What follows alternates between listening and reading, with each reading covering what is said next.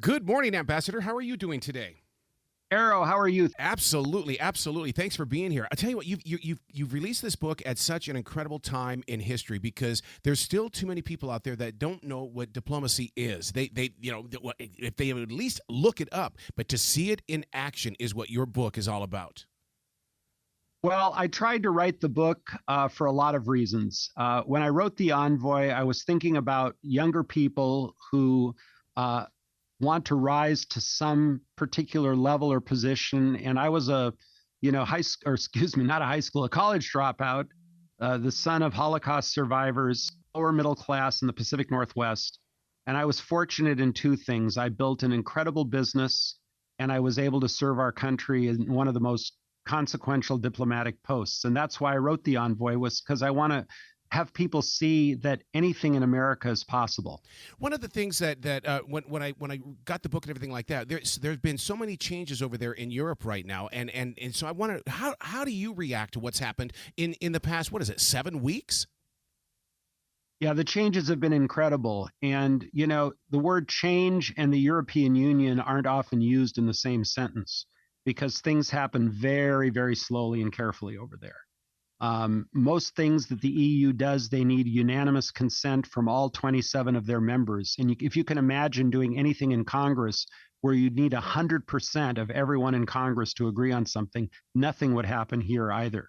So I have to hand it, even though I'm a critic of President Biden's administration and his policies, I think they're taking the country in the wrong direction. I have to, credit is, you have to give credit where credit is due. And he's certainly done a credible job of rallying the EU to join the US in its support for Ukraine. And I hope they continue to double down and not take their foot off the gas. Well, I like the idea that you have given us the other side of it because that's what this country is all about. If we all were on the same page, something would go terribly wrong. So we've got to have all points of views. Exactly. And, getting the EU to step up and support Ukraine in the way that they've had. I know we're having some challenges with the Germans who still can't decide how much military equipment they want to send. But otherwise, they're certainly sending all of the right signals. I'm a little disappointed by some of the members of my party, the Republican Party, that are a little further to the right than I am in talking about reducing Ukraine support, becoming more isolationist, which I think history has shown is not the right direction for our country to go. Yeah, because we are in a time in history where really, I mean, everybody's taken their own. It used to be one side versus the other side. No, now we've got 6 and 7 and 10 different sides and opinions and stuff like that. And that's why what I like to do is I like to step back and take a look at the entire picture. Do you go through the same thing where it's like, okay, I'll listen, but we can't react yet? Well, something, when you're the ambassador to the EU, as I kind of walk through in the book, time is your enemy. The minute the president whom you serve is elected, they basically have 4 years that they can count on.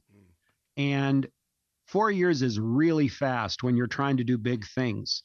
So I was constantly, literally and figuratively, looking at my watch and trying to take into account the objectives that President Trump wanted to accomplish, the resistance from the entrenched bureaucracy that always exists, that frankly resists members of both parties, Republicans and Democrats, if you're not doing exactly what they think is best, and they forget who was elected to set that policy.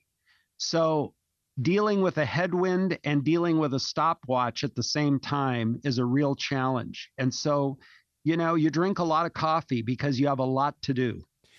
One of the things that I've always had my eye on is the nuclear deal with Iran. I mean, it's like, I was right there with the president when he was creating this thing. The thing is, though, is that where are we going to grow with this, with a world right now that seems to be trigger happy? Well, the nuclear deal, I'm afraid to say, was a failed deal to begin with.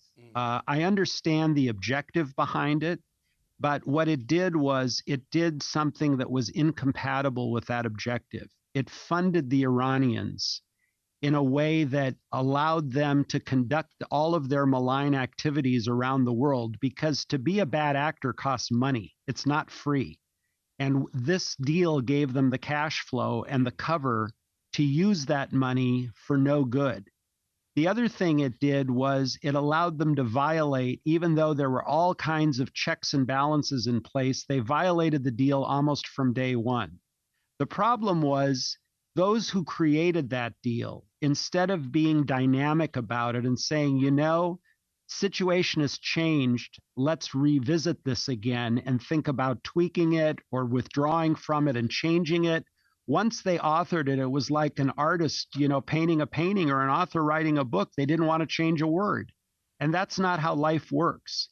So one of the things we tried to do in the Trump administration was convince the Europeans to get out of that deal. I talk about that in the Envoy. And, look at another strategy. First, you have to squeeze them hard until the people realize that their country is not getting the benefit of its rich resources because of their leadership. And he really, really had them on the ropes until President Biden reversed course and decided to essentially allow the cash to start flowing again, which I think was a huge mistake. Right. And two completely different personalities in the way that, one of the things I loved about Trump was the fact that, other nations watched what America was doing. These days, it's like, all right, whatever. And so, and I miss that kind of leadership where it was a stronghold and all that kind of stuff. And you were part of that cabinet in the way that you had to be strong too. And you had to cut to the chase, and you had to be right there with them. Well, we ruffled a lot of feathers, not purposely. We didn't want to ruffle feathers, but what we noticed in dealing particularly with the Europeans writ large was they had this, we're friends, we're family, you have to be nice to us because we love you, and so on and so forth. And all of that is true, but we've shown our love. We've shown our love for close to 80 years since the end of the war by, losing many, many lives, spending many trillions of dollars to rebuild Europe. And you'd think some of that love would come back to us. And it doesn't. It's very transactional on their part. It's sort of like, what have you done for me lately? Yeah. And so Trump recognized that. And he said, as I point out in the Envoy, he said, look, let's cut the BS. Let's get down to what we need, what you need, and let's make a deal, whatever the deal is. But let's make a deal. Let's quit whining about how we love each other.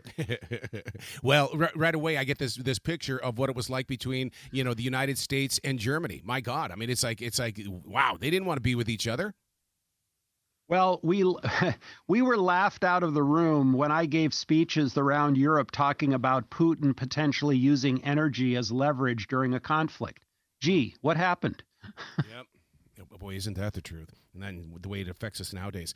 If you were ambassador right now, what would happen? If I were ambassador right now, first of all, in order to be an effective ambassador, you really have to believe in the policies of your administration. Yep. I would have a very hard time with some of the Biden policies, and I'm not sure I could effectively serve him. And frankly, President Biden should have ambassadors who can effectively serve him and who can carry out his policies. If I were working for a President Pompeo or a President DeSantis or a President Youngkin or Haley or Pence, I think I would be able to serve them much better because I understand their policies and I agree with them. Man, you just said two words that I love, DeSantis and Haley. Oh, my God, sir. Man, I mean, my eye has been on the two of those for a long time. Well, there are some very, very qualified people in the field. I made it very clear in the Envoy that I can't support President Trump going forward, primarily because of what happened on January 6th. Right. Up until then, I could take the good with the bad and justify it. Well, once we got to January 6th, that was a red line for me.